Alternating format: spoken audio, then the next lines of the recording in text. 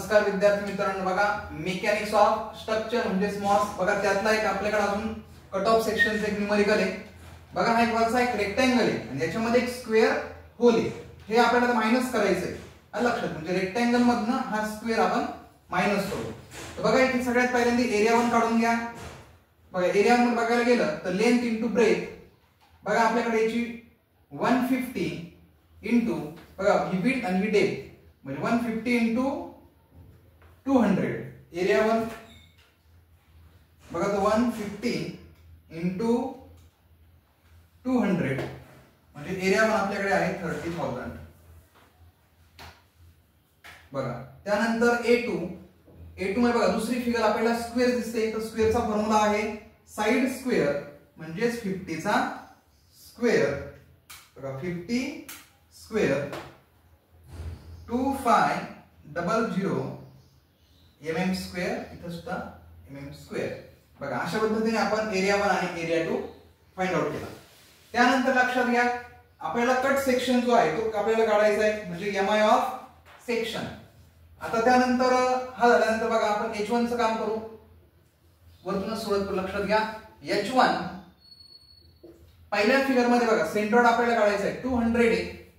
200 divide by 2 म्हणजेच 100 millimetre हा आपल्याकडे आहे H1. त्यानंतर बघा H2 मध्ये बघा इथे हा जो सेंट्रॉइड आहे दुसऱ्या फिगर मध्ये म्हणून खालचा हा जो 50 जो आहे तो 50 ऍड करा.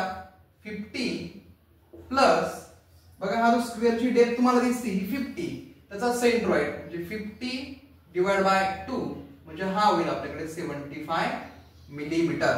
आलं लक्षात. H2 साठी पुन्हा लक्षात घ्या इथून तर इथपर्यंत बघा ही जी फिगर तुम्हाला दिसते ही 50 ऍड करा आणि ह्या डेप्थचा सेंट्रॉइड काढा म्हणजे 50 प्लस 50 डिवाइड बाय 2. बघा अशा पद्धतीने आपल्याकडे A1 A2 आणि H1 आणि H2 आपण काढला. लक्षात घ्या एमआय ऑफ सेक्शन. बघा एमआय ऑफ सेक्शन कसं निघणार आहे तर बघा एमआय ऑफ हा rectangle MI of rectangle minus MI of square hole.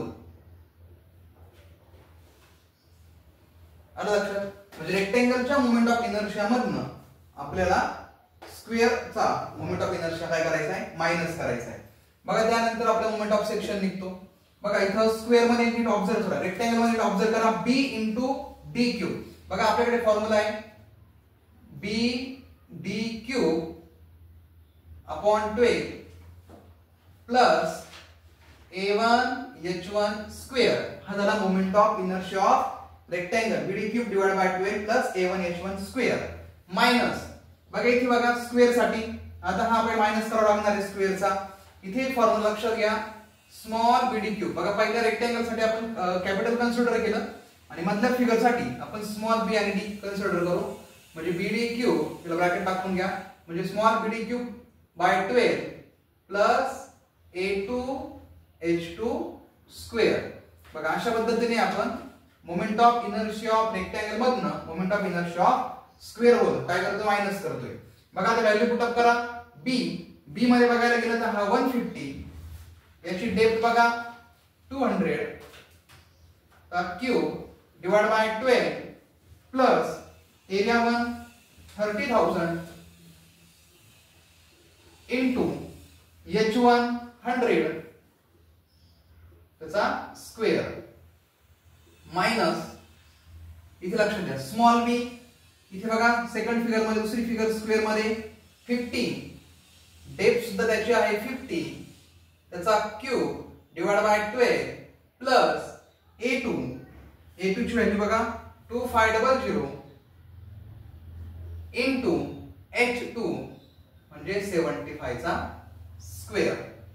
बघा अशा पद्धतीने आपण एमआय ऑफ सेक्शन इथं फाइंड आउट करू. बघा इथे 150 into 200 cube divide by 12 plus 30,000 into 100 square. बघा याचं जे आन्सर जे आहे ते इथं 400 into 10⁶ मायनस इथला आन्सर काढून घेऊ बघा 50 into 50 cube divided by 12 plus 2500 into 75 square. बघा याचा आन्सर आहे 14.58 into 10⁶. बघा त्यांचं कॅल्क्युलेशन करा म्हणजे 400 minus 14.58. बघा याचा आन्सर आहे 385.42 into 10⁶ mm⁴. बघा अशा पद्धतीने आपण हा कट ऑफ सेक्शनचा एक फॉर्म्युला इथं न्यूमरिकली आपण एक सॉल्व्ह केलं.